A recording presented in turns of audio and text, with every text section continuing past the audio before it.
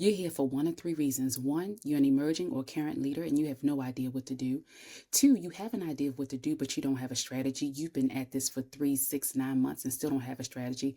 Or three, you're vetting out a process for a leadership coach and you need one. Well, welcome to the page. So there's three things holding my high performers back from C-suite, middle management, wherever it is you're trying to go. There are three things holding you back, and it has nothing to do with technical skills.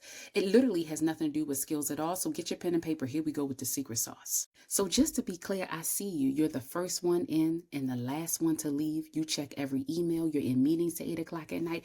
You are essentially burning the candle at both ends, and you are completely exhausted. And I keep telling you, when you manage your energy, you manage your time. But here's the thing I need you to understand. If you're looking to be in executive leadership, you need to shift some things. So get your pen and paper. Here we go with the secret sauce. Reason number one, perfectionism. As a leader, you think that prioritizing perfection over done is what you should be doing. I don't think you understand.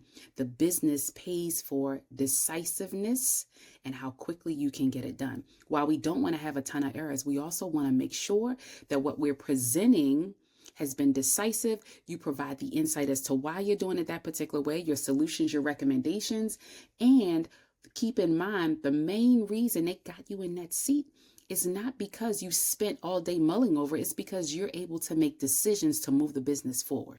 As a side note, that falls in line with executive presence. You're trying to be perfect does not work. And if you're trying to be perfect, you're wearing a mask. And if you're wearing a mask, we truly don't see who you are anyway. So that's holding you back. Stop it.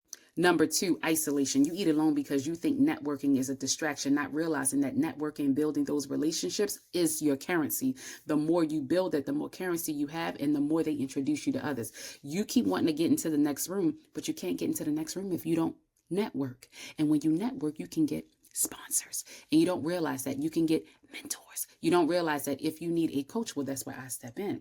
As a leadership coach, my number one goal is to help you to appreciate there's a way to go about doing things. There is a strategy that works. You just haven't found it yet. So stay tuned for more. And number three, this is the big one. My goodness, this is the big one. And the reason this one is so big is because you are identifying with who you were before you got the role. So you are identifying as a doer, a task rabbit, a tactical manager versus a strategic leader. You have equated busyness with value for so long that you don't even strategize anymore. You just go straight into the weeds and begin to do the work, which means you haven't set boundaries, which means you're doing someone else's role, which means your energy is flat, which means you are not having time management. So as a leadership coach, I'm going to help you set boundaries. I'm going to help you scale your leadership. You have to go through a process to do that. But in order to do that, one of the biggest pieces is influence, which is phase 2 of my pillars. You don't know this yet because you have not had a strategy that works. So what do? We dismantle everything. When we dismantle it, what does that mean? That means that your boundaries, how you show up, who you influence, and how you're scaling your leadership, all is in alignment. So that means you stop asking, how do I get this done? And you begin to ask, who is going to do this for me? And the moment you begin down that particular road is the moment you've begun to scale your leadership. If you're not doing that, then my friend, what are we doing? We failed as a leader.